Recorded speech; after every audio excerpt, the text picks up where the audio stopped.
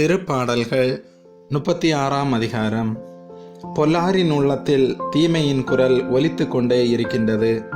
அவர்களின் மனக்கண்களில் இறையச்சம் இல்லை. ஏனெனில் அவர்கள் குற்றம் வெளிப்பட்டு வெறுப்புக்கு உள்ளாகப் போவதில்லை என இருமாந்து தமக்கு தாமே பெருமை பாராட்டிக் கொள்கின்றனர். அவர்கள் வாயின் சொற்கள் தீமையும் வஞ்சகமும் நிறைந்தவை. நல்லுணர்வோடு நற்செயல் ஆற்றுவதை அவர்கள் அடியோடு விட்டுவிட்டனர். படுக்கையில் கிடக்கையில் அவர்கள் சதி திட்டங்களை தீட்டுகின்றனர். தகாத வழியை உறுதியாக பற்றி கொள்கின்றனர். தீமையை புறம்பே தள்ளுவதில்லை.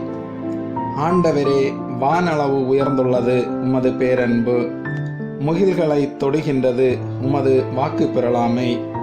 ஆண்டவரே, உமது நீதி இறைவனின் மலைகள் போல் உயர்ந்தது. தீர்ப்புகள் கடல் போல் ஆழமானவை. மனிதரையும் விலங்கையும் காப்பவர் நீரே. கடவுளே, உமது பேரன்பு எத்துணை அருமையானது. மானிடர் இறக்கைகளின் நிழலில் புகலிடம் பெறுகின்றனர். உமது இல்லத்தின் செழுமையால் அவர்கள் நிறைவு பெறுகின்றனர். உமது பேரின்ப நீரோடையில் அவர்கள் தாகத்தை தணிக்கின்றீர். ஏனெனில் வாழ்வு தரும் ஊற்று உம்மிடமே உள்ளது.